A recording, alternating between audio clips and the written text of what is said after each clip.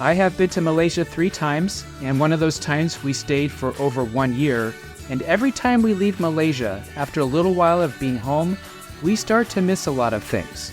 Well, on this trip, we decided to do something about this problem. We have chosen 9 items from Malaysia to take home with us this time, and I'll be showing you those 9 things in this video. But I'm also going to be talking about 2 things we're not taking back with us, and I'll explain why in this video. My name is Ryan, my wife Emily and I are the Snail Travelers. Peanut candy. I'm going to start with one of our favorite Malaysian snacks. If you like peanuts, then you will like this candy, I promise you. Look at how many peanuts they put into these little candy bars. Back in the US, we have a candy called peanut brittle. It's similar, but peanut brittle has less peanuts and more of the sugary substance that binds the peanuts together. The peanut candy here in Malaysia is so much better if you ask me. We spent 2 months in Ipoh the last time we were in Malaysia, and almost every day there would be a long line of people waiting to buy this stuff at one of the factories. We saw people buying probably 100 bags. I think to give as gifts to family and friends, especially around the time of the Chinese New Year. So yeah, we are bringing a bag of this candy home with us. We'll save it for a very special occasion. We spent 6 ringgit or about $1.50 for a 250 gram bag that we bought at a supermarket in Kuching. Boh Tea. Malaysia is home to several tea plantations up in the highlands area. And these are fantastic to visit, not just to try out the delicious tea that is produced here, but also because of the beauty and the scenery.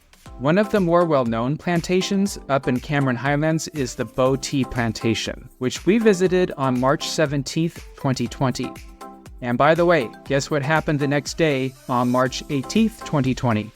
Yep, you guessed it, Malaysia went into a Movement Control Order lockdown, or MCO. Almost everything closed down, there was no transportation, and we couldn't leave for 3 months. But wow, if you have to be stranded somewhere, this would be the perfect place, don't you think? Especially if you love tea, and that is why we are bringing some of this tea home with us on this trip. It's another item that is easy to pack, only costs 5 ringgit 50 cent or just over $1, and we're looking forward to having a small supply of this tea with us back home. Sugar crackers.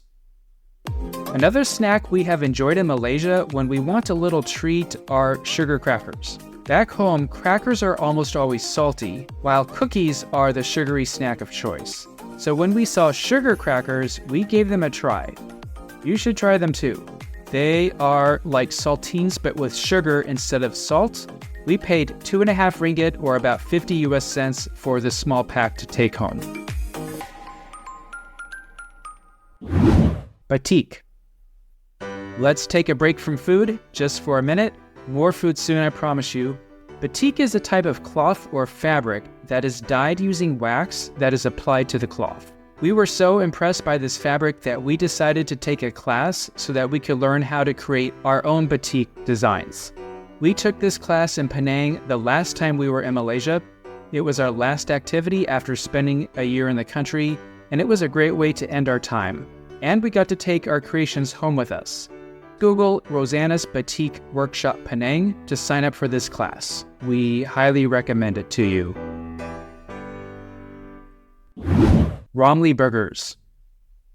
My favorite burger in the entire world is in Malaysia, the Ramly burger.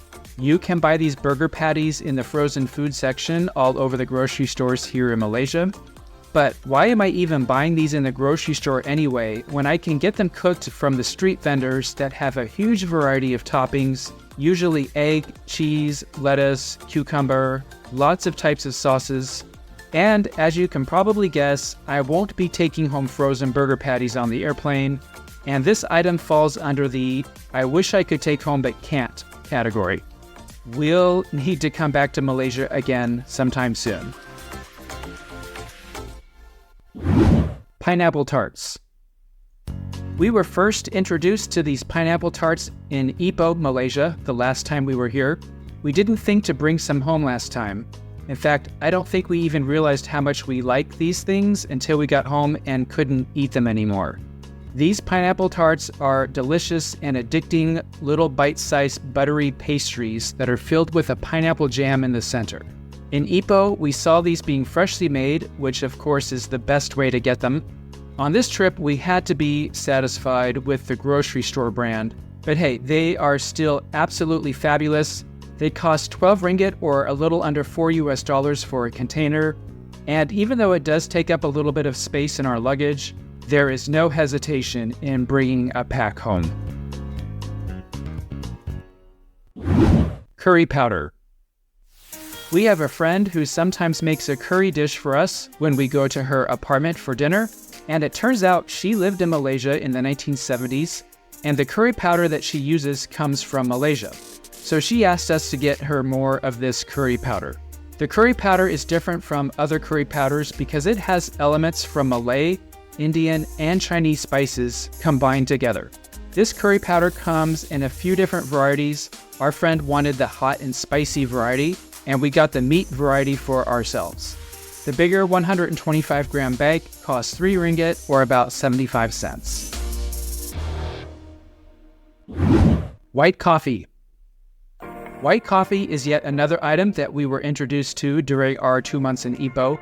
Old Town White Coffee is a Malaysian restaurant chain that specializes in, you guessed it, white coffee, which is a coffee made from beans roasted in margarine and mixed with sweetened condensed milk.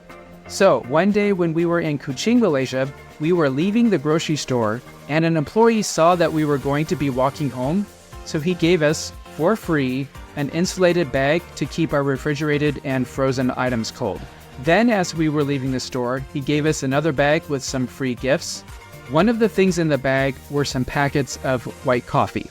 This man at the grocery store is just one of many examples of the kindness of the Malaysian people. Maggi Noodle Cup. We love these noodle cups. We can get instant noodle cups everywhere in the world, but this chicken-flavored Maggi Noodle Cup is different. I think there is something about the little seasoning pack that makes it so much better.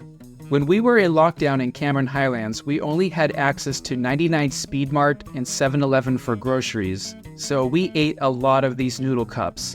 They are a little bulky in our luggage, and they sell these individual bags which are less bulky than the cups, but the seasoning with the bags seems to be a little different. We like the cups better. Each cup costs 2 or 3 ringgit or around 50 US cents. Maggi seasoning cubes. Let's continue with the same chicken flavor theme here. These Maggi seasoning cubes are perfect for recipes that require chicken bouillon. And they are small, don't take up much space in our luggage. A 6-pack costs the equivalent of about 30 US cents. Durian. So, if you know anything about durian, then I'm sure you figured out that this is something we would not take home with us. First of all, this Southeast Asian fruit is huge. One fruit can weigh up to 3 kilograms. But more importantly, this fruit smells horrible. Unless you like to smell a 100-year-old man's stinky feet, then you might like how it smells. In fact, it smells so bad that it's banned on public transportation, elevators, taxis, and hotels in Malaysia. We can buy things like dried durian or durian chocolate, but no, some things in Malaysia have to stay in Malaysia. Friendships and memories. Yeah, I know this sounds cheesy, but it's true. I saved the best for last. The friendships we made with so many Malaysian people is the most important and most special thing that we'll always have wherever we are in the world. From the people we met on the street, the people we met at the bus stops, the Airbnb hosts, the tour guides, the people we met all over the country in the 11 Malaysian states that we have visited, the Malaysian people are so friendly to us, and that's how we'll know that we'll be returning to Malaysia many times in the future. Thank you, and terima kasih. Alright, hit that subscribe button so you don't miss any of our future videos. Here's a playlist with our collection of all our videos from Malaysia. And over here we have another video for you to watch. Thanks for traveling with us.